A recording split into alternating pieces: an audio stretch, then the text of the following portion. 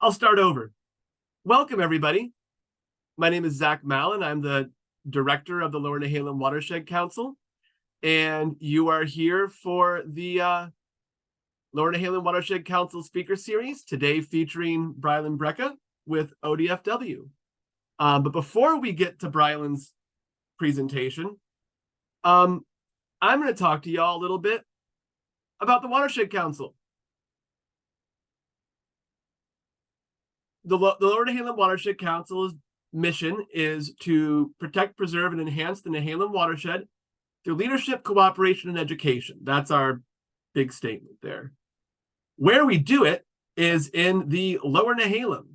The Nehalem is split between the Upper and Lower Nehalem Watershed Councils, and the border is roughly at Highway 26, but technically it's all the waters entering the Nehalem watershed downstream of the Humbug Creek confluence located right here. So that's all the North Fork and Little North Fork, and then all of the Nehalem itself downstream of the Humbug Creek confluence. What we do is we work with stakeholders, and literally any stakeholder that will work with us, to enhance and restore habitat for fish and wildlife. We do a variety of research activities. We do fish passage projects, riparian plantings, in-stream enhancements, which are large wood placements, like this one right here, and wetland restoration. We also do outreach and education programming, like this speaker series right here. Summertime hikes, like the Explore Nature programming you may have just heard Will and myself talking about, maybe doing a winter version of. And also, our biennial Nehalem Estuary cleanup is coming up. Is going to be on March 9th starting out in Wheeler, and we hope you will all stay tuned for more information about the cleanup. Oh, look at that. I didn't realize I put an animation in here. Today, I'm just going to feature one of our projects quickly, the Harless Creek and McPherson Creek culvert replacements.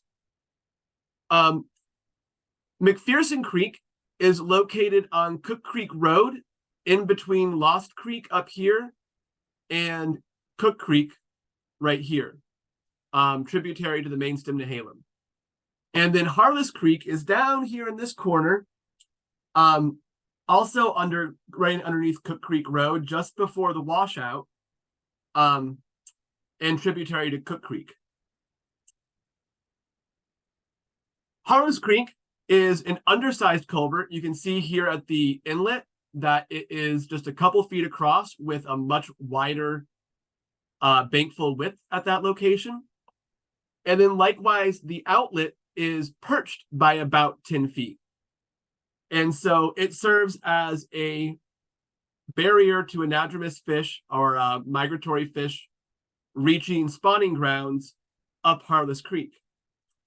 Here are some pictures of summertime habitat.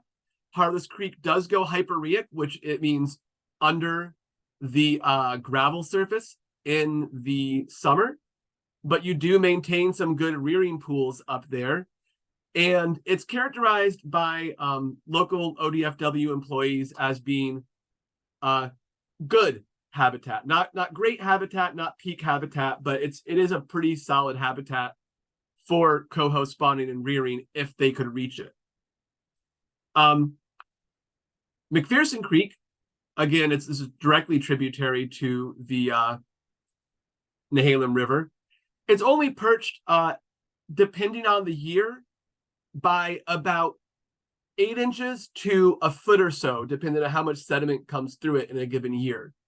And it is also undersized. And so what we're doing, and then here's some examples of the upstream habitat in McPherson Creek. And McPherson Creek actually does already host coho in it, just their access to it is limited, as is the access for juvenile fish. So the current project is that we are going to be developing designs with Lower Columbia Engineering to replace both of these culverts with fish passable crossings.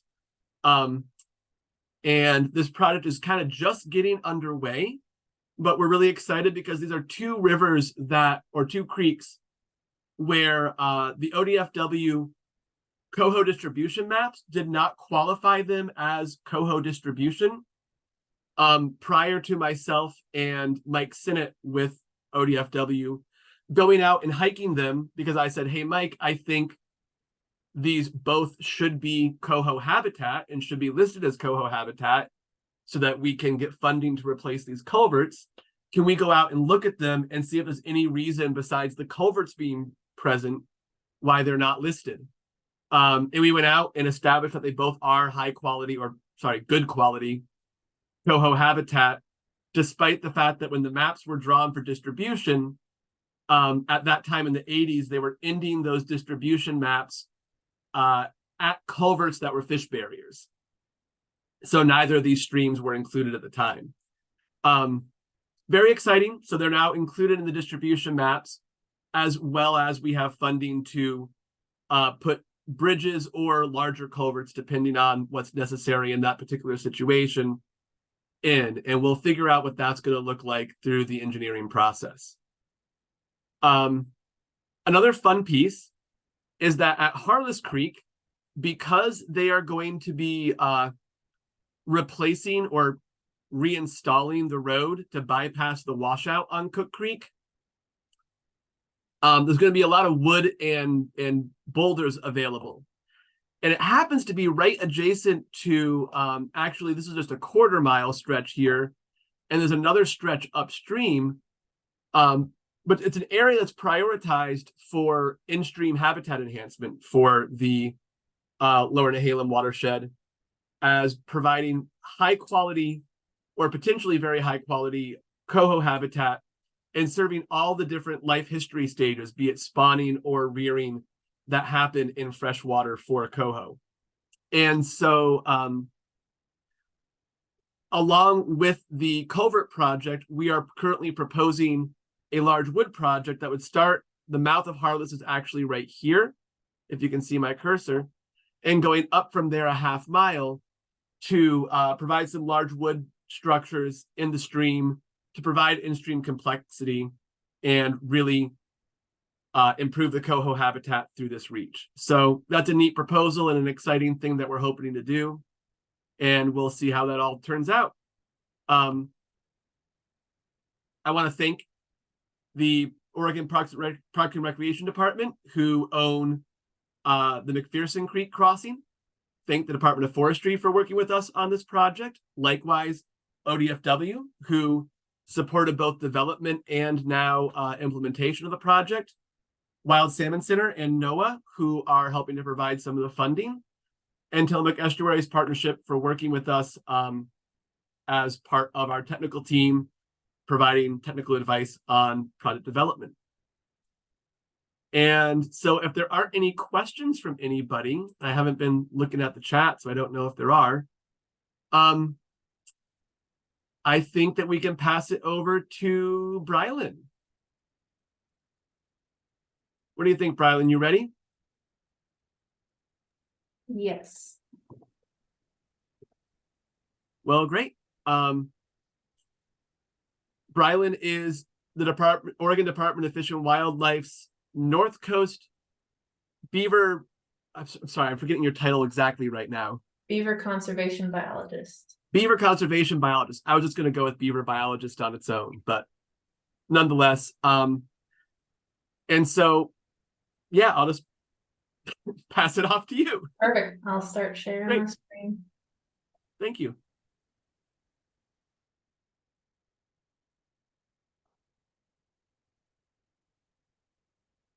Does that look good? Looks great to me. Yeah, I can see it. Perfect. All right. Well, thanks everyone. Thanks, Zach. And thanks for joining me this evening. My name is Brilyn Brecka, and I'm the Beaver Conservation Biologist for the Oregon Department of Fish and Wildlife for the North Coast District based out of Tillamook. And tonight, I just want to share some information about how intertwined the lives of beavers and salmon are. For thousands of years, beavers and salmon have co-evolved, creating a relationship between the two species that generate several important benefits to salmon restoration and recovery in Oregon's coastal systems. Consequently, Restoration projects that focus on creating and maintaining beaver habitat and beaver modified habitat can have a trickle-down effect on salmon populations, not to mention the countless other benefits to both humans and the environment.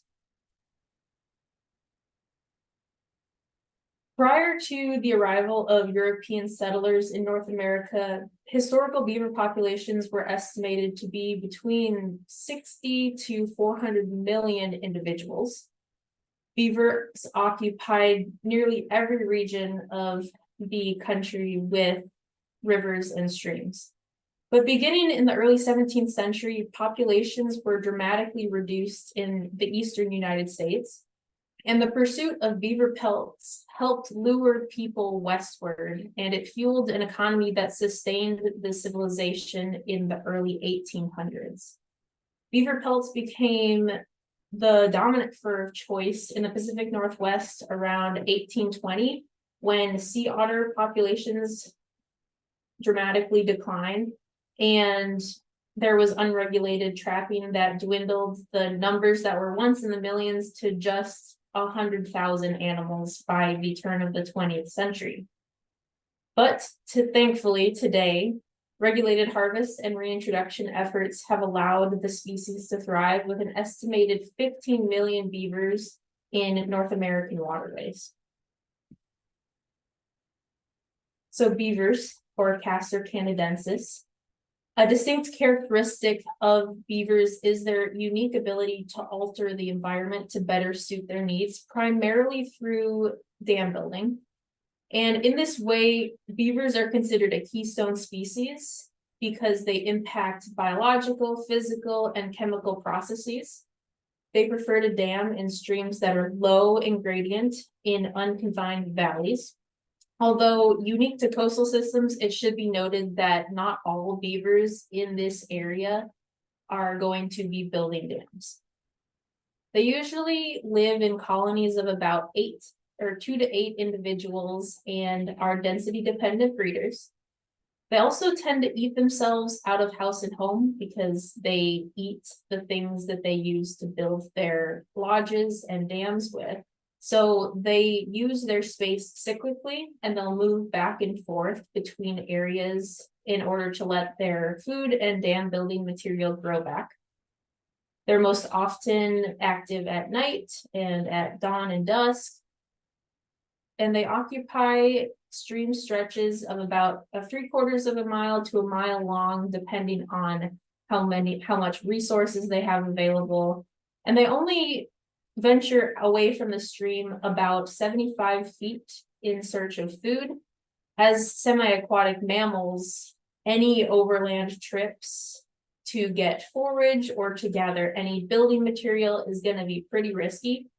I like to call them walking hot dogs or the marshmallows of the woods because they are a favorite snack of mountain lions, bears, wolves, coyotes, and bobcats.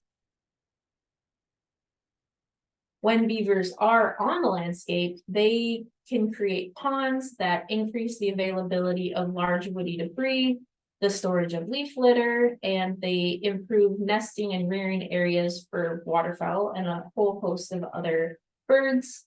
They just create an abundance of habitat and food resources for a wide variety of wildlife species. And consequently, these riverscapes are more resistant to flooding and drought. Landowners can also see a benefit when they have beavers on a property. They create wetlands that control downstream flooding, they improve water quality, improve groundwater recharge, and reduce water velocity. And then additionally, some landowners have that recreational or existence values in wildlife habitat as well. However, beavers do have a time and a place, and sometimes the beaver's goals, i.e. surviving, don't really align with human goals. Some negative effects of beavers include cutting down trees and shrubs, blocking culverts, and flooding roads and developed areas.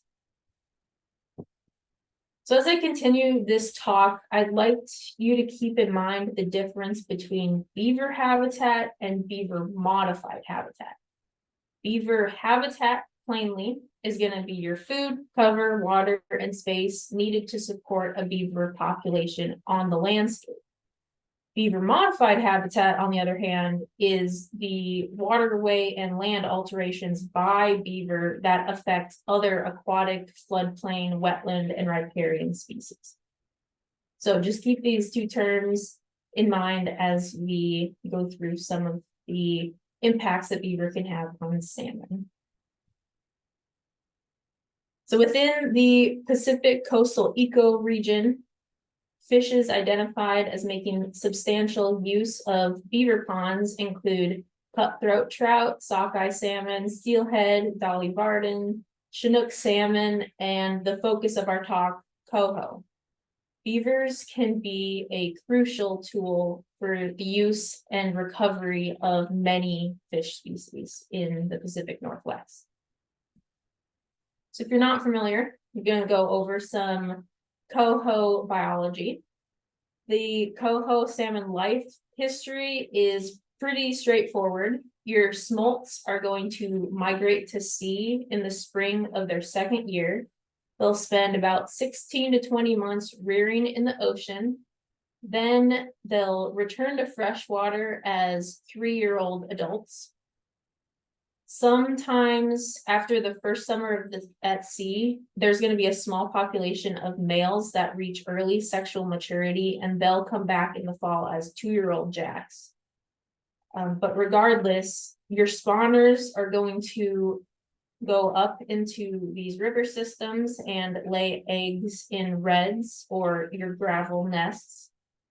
And the successful spawning requires cold, oxygen-rich water, after which the adult coho will die. So it lays its eggs and then it dies.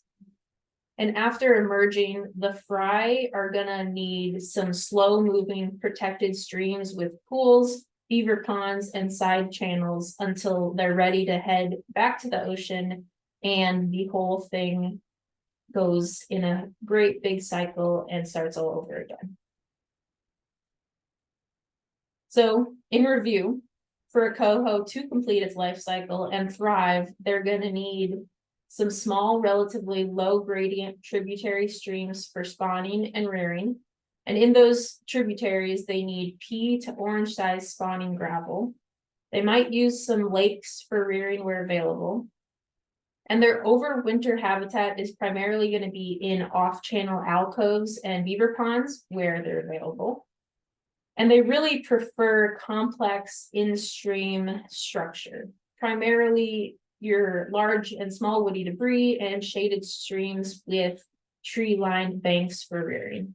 So here's a little video of a coho, a juvenile coho that I found in a stream that was hanging out in a beaver pond. So that fish looked like it was doing pretty well and was pretty comfy in there. As ecosystem engineers, the dam building beavers are going to have a great impact on any streams that they build in. So your dams are going to create, just basically change the hydrology of the streams. You would see an increased water depth, decreased velocity, increased wetted area, more complex shorelines in these ponds, some less destructive peak flows, and increased summer low flows, as well as more sediment and organic matter caught above the dams, and then cooler stream temperatures during the summer. Thinking back to that coho checklist, beaver modified habitat seems like a pretty good place for a juvenile coho to thrive. Beaver provide significant coho salmon rearing habitat, primary productivity, nutrient retention and cycling, floodplain connectivity, and stream flow moderation. Beaver ponds and side channels are principal habitat features for coho salmon. Here we have there was a study Nicholson did, and they studied habitat used by juvenile coho in 14 Oregon coastal streams during the spring, summer, and winter seasons. And they found that juvenile coho were most abundant in alcoves and beaver ponds during the winter. Now, these habitats only made up about 31% of the area sampled during the winter, but they also accounted for 66% of all the coho sampled. So these ponds supported more fish and higher densities of fish. Other studies have compared the growth and survival of juvenile coho, and they generally demonstrate that stream reaches above beaver dams produce more and larger fish than streams where beaver dams are absent. Here's another graph from Michael Pollack, and on the y-axis, we have overwinter survival of fish, and on the top here, we've got some different habitats where those fish were sampled. And the overall trend from this study is that the overwinter survival is generally, not always, but generally greater in these more complex systems like beaver ponds and the side channels and just streams with more complex structure.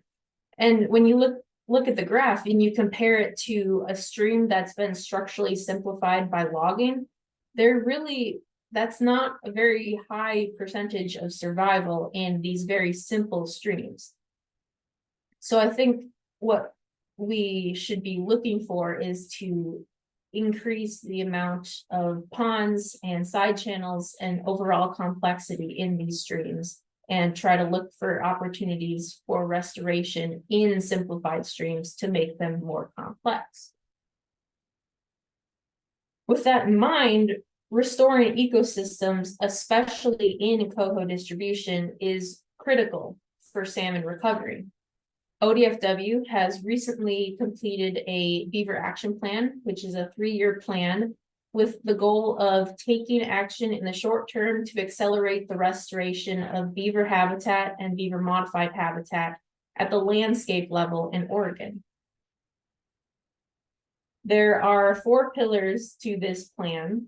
We've got data and science, habitat restoration, beaver management, and outreach and communication. I'm working on outreach and communication right now, but I'm going to talk to you guys about habitat restoration. As a rule of thumb, you can't have beavers without habitat. So the goal of this pillar is to advance prioritized beaver and beaver-modified habitat restoration in Oregon. A big part of this is to develop habitat management guidance for beavers. That is, creating the food, cover, water, and space needed for beavers to persist. Additionally, we can also work to promote that beaver-modified habitat through beaver mimicry and other techniques to enhance watersheds for your salmon recovery. Natural resource managers are dealing with rivers and riparian areas that need work, and they're moving towards PBR, but not just as an after-work activity. Process-based restoration, PBR, is a technique that removes human constraints on nature to promote ecological recovery and restoration with minimal human intervention. In general, PBR utilizes techniques like beaver dam analogs and vegetation planting to reset to stage 0 habitat, that being a river that is connected to its floodplain with many different channels. The goals of PBR are similar to that of the beaver. It's to produce vegetation and construct a water system for protection, movement, and material transport. It's basically letting nature do all of the work with just a little nudge, which makes things a lot easier on our backs and our wallets. So one of these techniques that is in the PBR process-based restoration guidebook is beaver dam analogs, or BDAs. And BDAs are hand-built structures that mimic and promote the processes of beaver dam activity. They are permeable, channel-spanning structures that have a constant crest elevation. They're constructed with a mixture of woody debris and fill material to promote some temporary ponding of water. They'll often result in pooled water, which can then raise the stream bed by catching sediment. It can connect the stream to its side channels and just overall increase stream complexity. These structures can be hand-built or aided by equipment and can be post-lift, post-assisted, or in a post-line wicker weave. In a perfect world, these structures would be structurally sound, but their existence on and their landscape effects would also promote beavers to colonize the area and then take over, so people don't have to go in and maintain these structures long term. So here are some pictures of us building some BDAs at a beaver dam analog workshop down in Coos Bay. And we were doing these mostly post lifts, so we weren't putting in a bunch of posts. We did eventually do a couple just to hold the structure in, and you can see like this was on the first day, and by the next day we already had water that was pooling and raising that water table already. And so here's just a sequence of some changes that can happen when BDAs are used to agrade the stream. They're going to mimic the functions of the beaver dams, but they can be placed where they're going to be most beneficial. And they can be put in higher densities than we might naturally see beavers doing. So their key advantage over beaver dams is that they're structurally sound enough to be used in some of these narrow incised channels. And they usually have less potential for failure once your pools are formed. Of course, you might have in a flashy system, you might have peak flow events that might take out some of your BDAs, but if they're built correctly and robustly, hopefully they would last a long time, and hopefully beavers would come in and maintain them for you. So if your goal is to accelerate the restoration of beaver modified habitat, this can substantially lower the time required for floodplain reconnection, because your volume for fill is going to be a lot lower. Where sediment supplies are abundant, high BDA densities can rapidly reconnect streams to their former floodplains. So here we're taking a process that would take hundreds, maybe tens of hundreds of years, tens to hundreds of years, and making it into like just tens of years. So as we go through these processes, hopefully you get to a stage where this at the bottom right corner, where you have channels that are connecting to your floodplain and making sure that you interact with the entire valley rather than just an incised channel. Here are some expected changes that you might see after the installation of BDAs. They're going to slow and increase the surface height of water upstream of the dam and hopefully allow beavers to colonize. Water levels, flow complexity, groundwater exchange all increase, resulting in more thermal refuge, pool habitat complexity for fish. More sediment disposition connects the stream to the floodplain, and you'll have increases in sinuosity of a multi-threaded channel. And this is just going to create a great refugia for beavers and fish as well. You're going to increase your pool habitat and thermal refuge and your rearing habitat and just habitat complexity in general. And this cycle just continues through time, further improving the riparian space. And in a real life example, here we have a project. I'm not sure where this was done exactly, but you can see after they put in some BDAs in this stream in summer 2005, there was a response. Beavers moved in, they continued working on those BDAs. We're trapping a lot more water, and as you can see, just the overall wetted area and the amount of green in this valley is vastly different 9 years later. So those are some of the effects in the real world that you might see with the use of BDAs. Another structure that can be used to benefit fish, not directly related to beavers, but that's the post-assisted log structure, or PALS, and they're intended to mimic and promote wood accumulation in streams. For these structures, your large woody debris is pinned together with wooden posts at strategic points, and these structures can be channel spanning, they can be attached to the bank, or they can be just in the middle of the channel. And the wood will either help catch and form larger, more stable wood jams, or they'll blow out and then be recruited downstream to form new jams. And similar to that beaver, the BDA cycle picture, this process-based restoration tool has a lot of effects on fish. It's primarily showing that there's an increase in cover, foraging, flow refugia, rearing habitat, and just overall the capacity as a result of the addition of wood in these streams. So beavers have the potential to use these structures as well for anchors for their dams if the habitat around it is suitable. Another technique is riparian planting.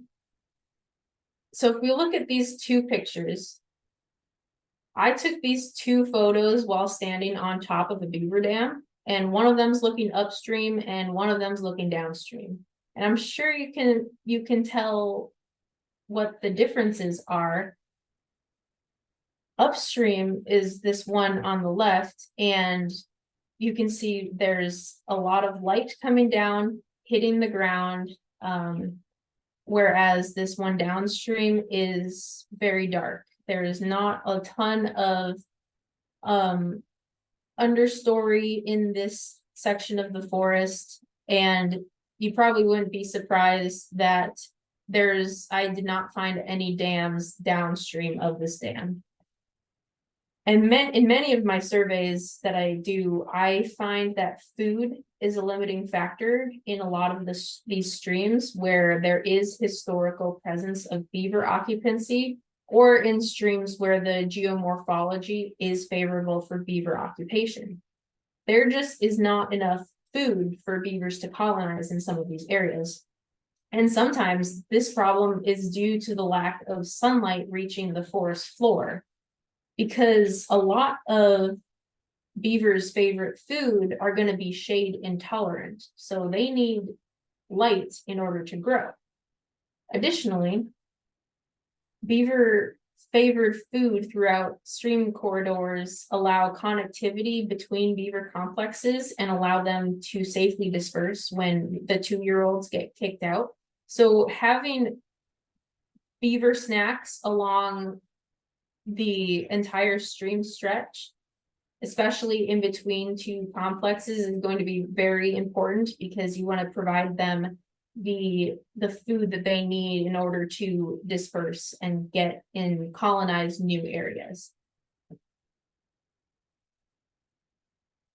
So some of the beavers' favorite food include willow, vine maple, red osier dogwood, alder, aspen, ash, cottonwood, salmonberry, some grasses.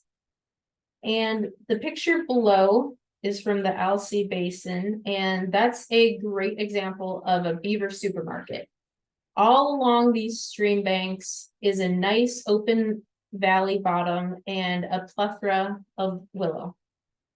Another ecological constraint that needs to be incorporated into some of these management actions for beavers and beaver ponds is the invasion of reed canary grass in these areas.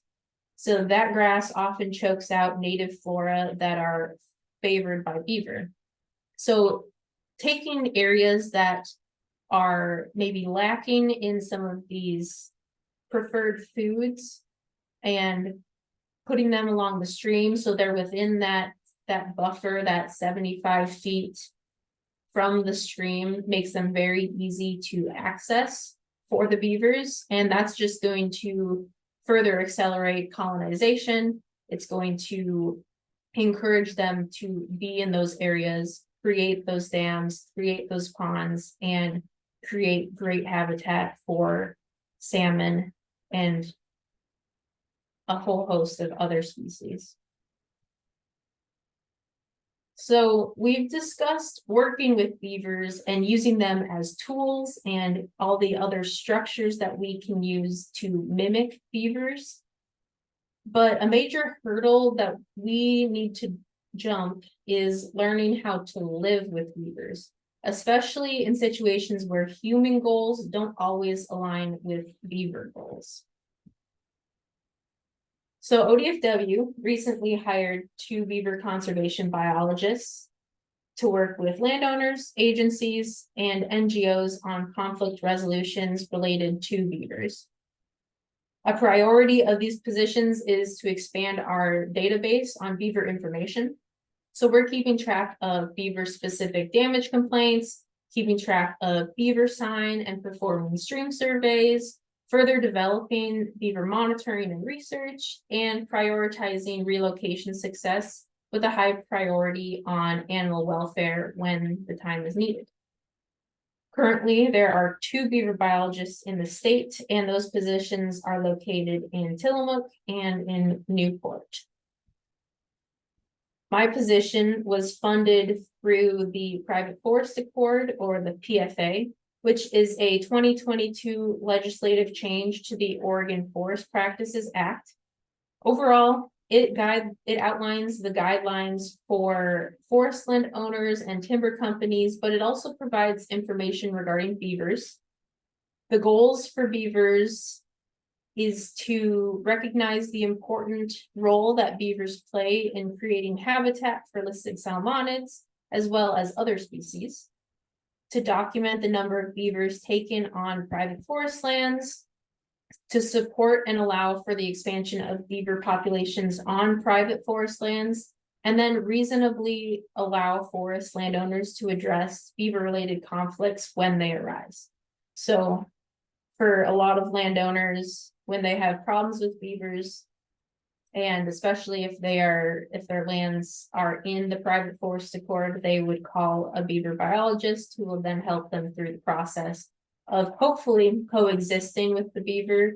And some of those coexistence strategies include pond levelers and beaver deceivers, especially when beavers cause flooding or they start to threaten some infrastructure, including roads or culverts or houses, stuff like that. If a beaver decides that they want to chew on some trees, which is what they do, but if it's a tree that a landowner doesn't like, there is exclusion fencing that can be put around trees, and hopefully that caging deters them from chewing it further. Again, if they're blocking culverts or trying to flood a road, you can put up some exclusion fencing around culverts.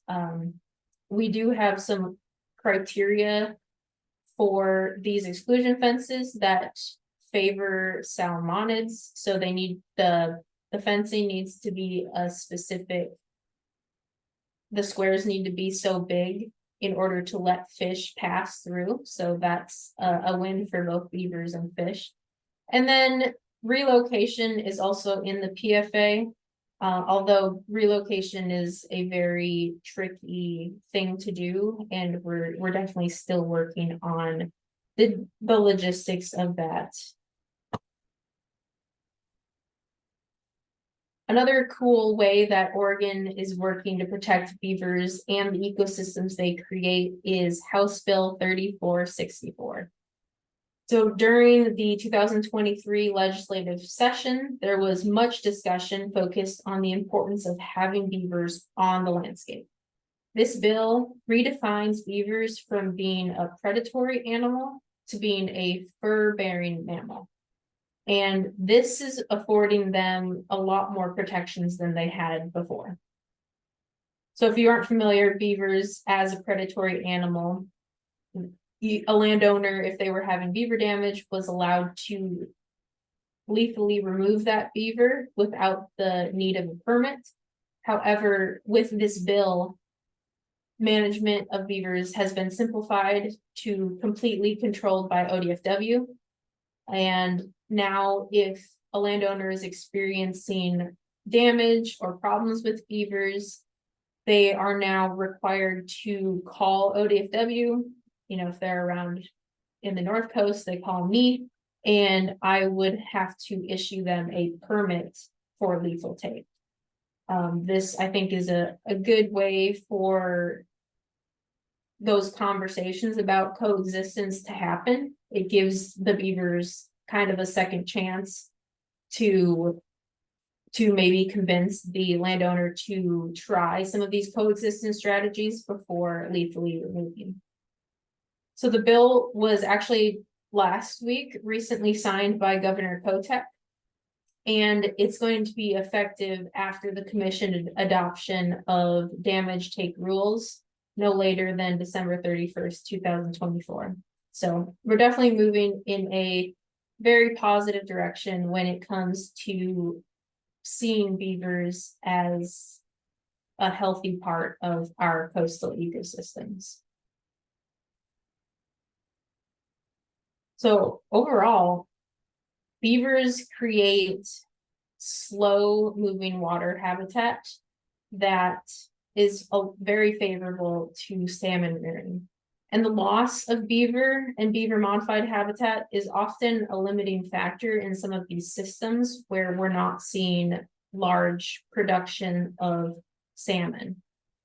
The promotion of dam building beavers, or even just putting in BDAs to mimic these dam building beavers, it can be very great in a lot of different areas, and it can be much more cost effective than doing other restoration techniques.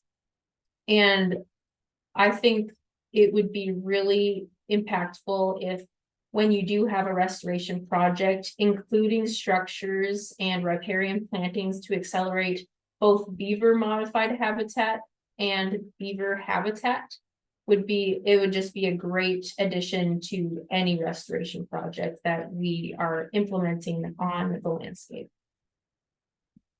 So with that, I can certainly take any questions. If anyone ever has questions afterwards, feel free to email me. My cell number is also up there. Always willing to talk about beavers and incorporating beaver management into restoration projects. So that's all I've got. Zach?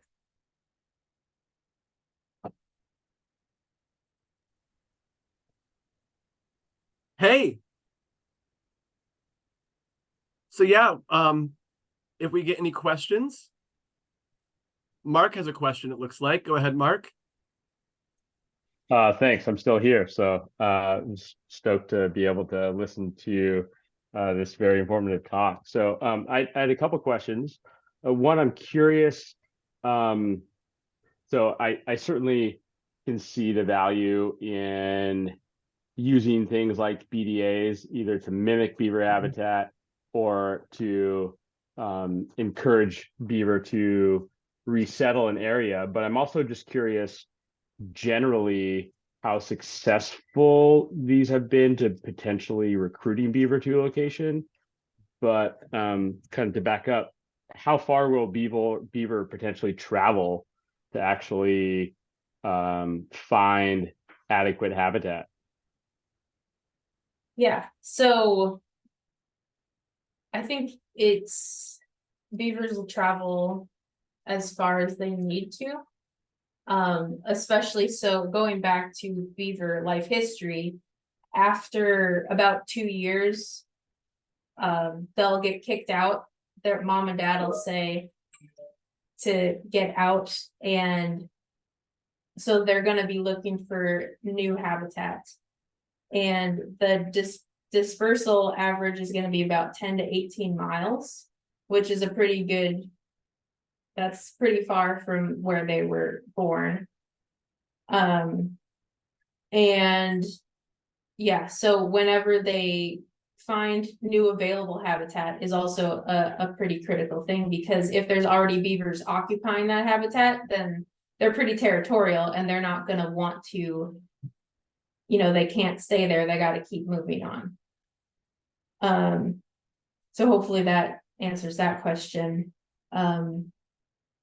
Then as far as beavers utilizing BDAs, I have some experience with the Upper Nehalem BDA pilot project.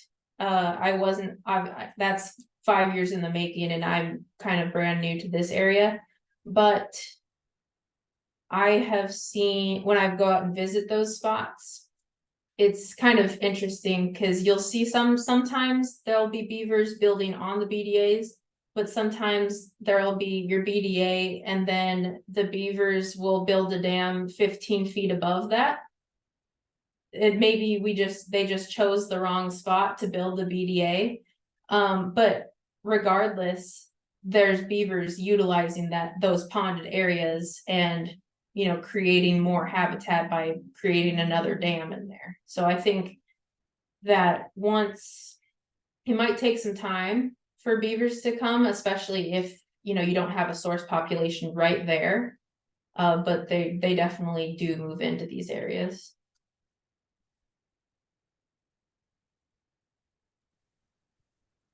Thanks. I have some other questions, but I'll wait to see if other people have some. So.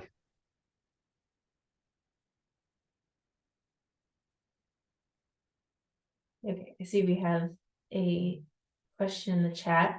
So one myth is that beavers eat fish. They do not eat fish. They are strictly vegetarians, and they, like I mentioned with some of beavers' favorite food, they're going to be eating the cambium or the outer bark of those trees. So they not only don't eat fish, but they also don't eat wood. They just eat the bark of the twigs and trees that they cut down. And the other is that another myth that they're saying is that beaver dams block the fish. And that is also another myth. In a lot of these systems, you see beaver dams, especially at low flow, you can have a pretty extensive difference between the dam crest and then the bottom of the dam. But you have to think about when the fish are moving upstream, and that's usually when there's a lot more water in there. And I would have to ask a fish biologist what the exact number is, but if a fish has enough water below the dam, they can build up enough energy to actually jump on top of the dam. And a lot of times during the high flow events, you're going to have water spilling over the dam anyways, which is going to allow that fish to just swim up and over the dam. Additionally, like that's if you're worried about fish getting above the dam, but if you're worried about fish getting past it to go back down, again, during those high flow events, you're going to have water spilling over, or your beaver dams aren't like this. They're not a concrete thing that's impermeable. There's holes in dams. Beavers work really hard to plug those holes, but there's always going to be spaces for juvenile fish to get through that dam.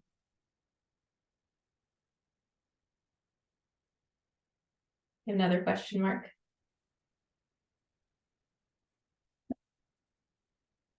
Oh yeah. So interestingly, so I live here on the North Coast, Mhm. and when I'm driving to work in the morning, actually in the past 2 years, I've seen three dead beaver that were appear to be hit by cars on the same creek at three different times, right, over the course of 2 years on Mess House Creek, which is actually kind of one of the first creeks that enters the Nehalem Bay from its mouth, along with Jetty Creek right there. So um, I was trying to figure out, like, is there a way that you could try and engineer some beaver friendly um, passage, I guess, if something like that even exists already. Yeah, I think, you know, again, I haven't had a lot of experience in the area, but it does seem like a lot of culverts around here are undersized. And as I think if you had larger culverts that were properly sized to the streams, that you would provide not only, fish passage, but also wildlife passage for beavers or deer or any other animals that are trying to cross the highways. Yeah, I think that, I've had this conversation with biologists before, and it's definitely an issue, connectivity and providing safe passage for not only fish, but for other animals. Thanks. So I have one more quick question, and then I won't take up too much more of your time. But I have in and you're visiting some of these BDAs, especially like in Upper Nehalem. I'm curious what their apparent longevity might be. And so that's first. And the second is, do we even have an indication of what the current beaver population is? Like maybe not even statewide, but more, watershed scale or even sub-basin. Yeah. As far as longevity goes, that's a pilot project, so they did a lot of different treatments and experiments to see what works, what doesn't work, and I think they learned a lot about what kinds of structures don't work. And so hopefully they come up with a more fine-tuned, this is a better way to build a BDA that's not going to wash out in a year. But the flip side of that is, I think with a lot of these restoration projects with BDs, especially, you need to be flexible in and comfortable with that failure, because when I was down in Coos Bay learning how to do some BDA stuff, one of the instructors was, he said, maybe we build it here and it just doesn't work. And that's just a learning point. And then we decide to just build it somewhere else. Or if it's not working, just take it out and you learn from that experience. So I think, and especially with flashy systems that are very unpredictable, it's going to be a learning process on how to build in these areas. And it could just be where you need to be in there maintaining it more often. If things start to wash out, you need to be in there to replace it if beavers don't come in.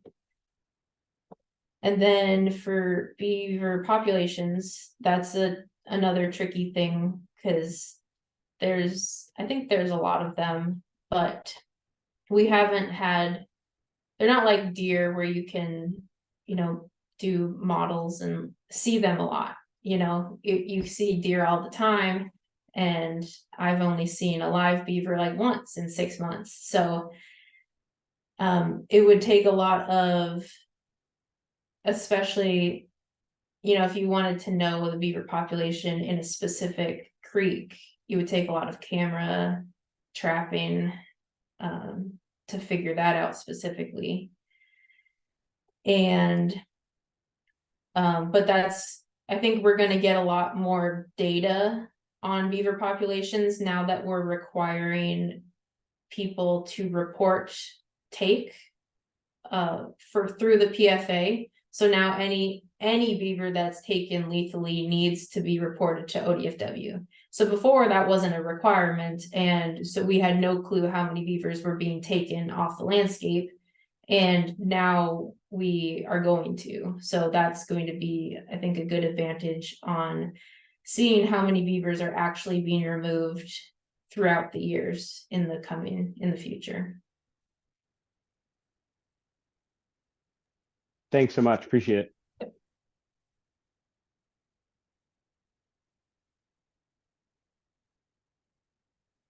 Okay, so we've got a question about, could you say something about the extent and number of beavers in pre-colonial area before they were extensively hunted for furs? I see you joined a little bit later, but yes, I did talk about that, and they were like 60 to 400 million individuals, which is a lot of animals. And then they were kind of hunted or trapped to near extinction, and now they're closer to like 100,000. Or then they, recovered to 100,000, and now there's about 15 million in the United States. So that's a good improvement, but definitely not where we were pre-colonial area. And then I'm wondering if anyone has established a clear link between salmon and beavers for this habitat issue for that earlier historical period. I think an answer to that would be the fact that these two species, beavers and fish, have evolved, co-evolved for hundreds of thousands of years. And so I don't think that they, obviously they don't not have a connection, because then they wouldn't have this such a strong, their lives wouldn't be this intertwined, and those habitats that beavers create wouldn't be so important to salmon that they are today. So I think, I don't know a lot about salmon populations in the past, but knowing that beavers were so extensive in the past, I would assume that salmon also was in higher numbers than they are now. Yes, Vanessa. Sorry.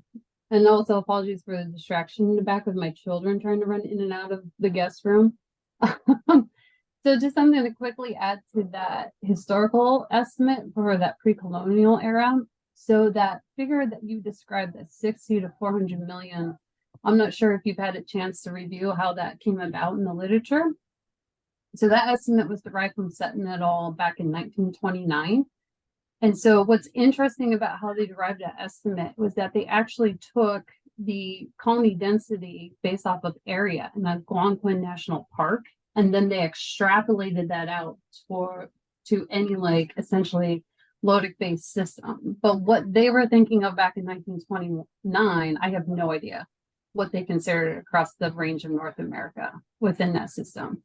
So there's pros and cons to that estimate, and that it, first of all, it's an estimate, and two, it's an estimate derived from Algonquin National Park, which is up in the eastern portion of Canada, right? And also it references an area-based relationship in terms of colony density versus what would be more applicable out here, especially in the West, which is more riverine based, so that linear based stream distance. So could you have actually historically had 50 beavers per stream mile? Possibly, definitely in the Willamette Valley, undoubtedly, but in the Coast Range, I would be suspect of that. But it's just interesting to think where that number originated from and how it's kind of transpired and how we reference that today. So sorry, just something to add. No, thank you. I think, I was reading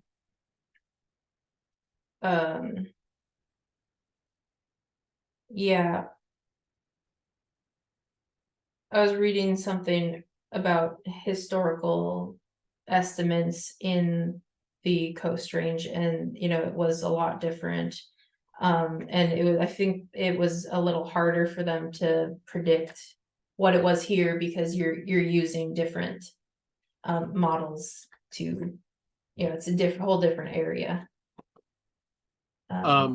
Yes. If I may, because Mess House Creek was brought up earlier, and we're talking about beaver density. We had a survey done for salmonids specifically in 2018 and 19, looking at juvenile salmonid populations. And Mess House Creek, the one that Mark mentioned earlier, had 9 full spanning dams in the half-mile of survey that occurred on Mess House Creek, including a dam that is right at the culvert and blocking it pretty much completely, apparently. But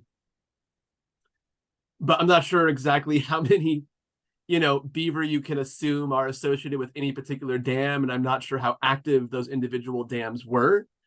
So it could be, 1 or 2 families moving up and down Mess House Creek that are producing all those dams. I don't know. That's not my specialty.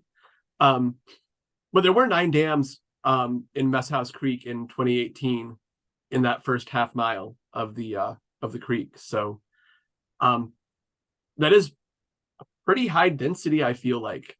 I'm not, again, not my specialty, but Yeah, and I was at a creek this afternoon checking some trail cameras, and at first I thought there were just 2 beavers in there, and there's about 7 active dams, and I just confirmed that there are at least 3 of them. I think that's 2 adults and a cute little baby one, which is adorable. But it's interesting to see like how much 2 adults and a kit can do in a summer, just changing the environment and really working on those dams and catching a lot of water. So they can definitely do a lot of work, just if there were 2 beavers in there.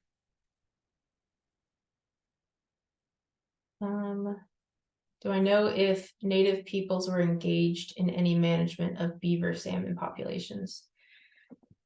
I was talking to somebody this week, and he was mentioning something about Braiding Sweetgrass, which is a book by Robin Wall Kimmerer, something, I think. And excellent book, 10 out of 10 would recommend, great read. I haven't gotten to the point that he was mentioning, but he was saying that whenever the Native Americans, some of them, would go in and trap a beaver, they would take the beaver bones and put them back in the spot where they trapped, and they wouldn't trap that again until the bones were completely decomposed and gone. So I think if that's I think that's a good story about how Native peoples were using the resource responsibly, and trying not to over exploit a resource that they needed, because these beaver pellets were so valuable, and beaver meat, and just using the entire thing. They definitely certainly do have a connection to management of these beaver, and I'm sure they appreciated and knew about salmon connections to these beaver populations. Okay. How suitable are red alder and salmonberry for beaver to thrive? I have many videos of beavers pulling salmonberry up and over dams to go chew on, so they definitely love salmonberry. Again, they really do like your willow and vine maple. Vanessa likes to call vine maple the Snickers bar of the woods. And so those are going to be your preferred snacks. Red alder, again, in the creek I was in today, they are eating alder mostly because that's what they have. They do have some salmonberry and some vine maple if they venture out a little bit farther, but that red alder is right next to the stream. So they're not gonna go out farther if they don't need to. They might go out for a little sweet treat, but they definitely do use that red alder.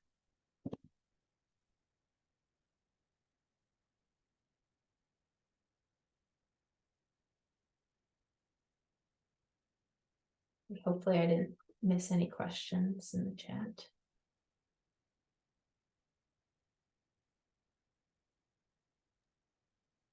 I was just thinking to, you know, points in the chat and to your, point about them using red alder as a major forage species in the Coast Range. I wonder how much or to what degree higher beaver populations that may have been here historically, excuse me, might have assisted with cycling alder through so that instead of senescing and just, hitting its 60 to 80 year lifespan and falling down and decaying rapidly in the stream,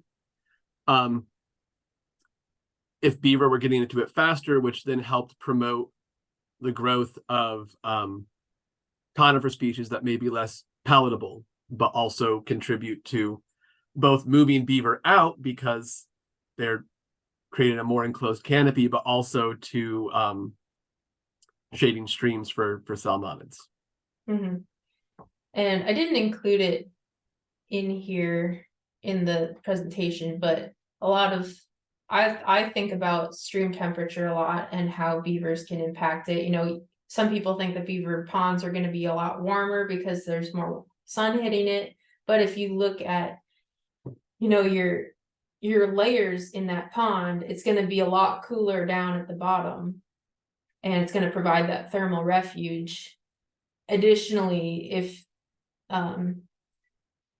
if you've got beavers in there, maybe creating these open areas that maybe allow more willow to grow by the stream, you're producing more shade for that stream and still allowing those beavers to be there. Because if there's no food again, then you're not going to have the beavers there to do some of the beneficial things, even though you might be sacrificing stream temperatures in some areas because you have more sunlight. But hopefully in the long run, you're cooling the stream by having those shade intolerant species providing shade to the stream. So I don't know if that was a tangent on that comment, but something I think about a lot, especially when it comes to like restoration projects and what do you do to make a space better for beavers and fish. And a question related to that comes up for me a lot is how much does beaver dam related groundwater recharge contribute to cool summer temperatures because they've ponded water, allowing time for water to infiltrate into the water table. And then that returns in the summer to that creek in the form of hopefully slightly elevated flows and potentially ground cooled water as well. Yeah, I probably should have included the graph, but there was a graph that showed stream temperatures related to BDAs, and there were places, where they had a higher density of BDAs, you had a lot more cooler temperatures because of that groundwater recharge. And you're capturing that water, you're slowly letting it go through during the summer and increasing your low flows. They're a little bit higher, which is better for fish and over the summer and over the winter. But it did show that those decreased temperatures were associated with BDAs and natural dams.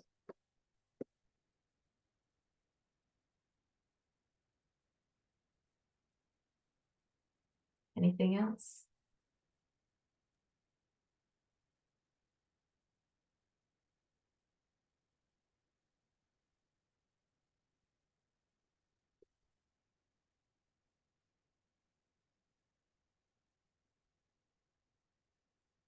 Not, I'm always, oh. If not, I'm always available for chats, emails, anything beaver related. Or fish, I guess. Well, they're related Yeah. distantly and functionally. Well, thank you so much for doing the talk for us tonight. I hope everybody learned something valuable. And I don't know. Yeah, thank you, Brilyn, for making the time for us tonight. I know that it's getting late on a Thursday, so if we have no more questions, then thank you everybody for coming to the Watershed Council Speaker Series. We are working on scheduling our November speaker. I don't know which of our options it will be yet, but we will see what we develop, and hope to see you there. Thank you everybody so much. Thanks.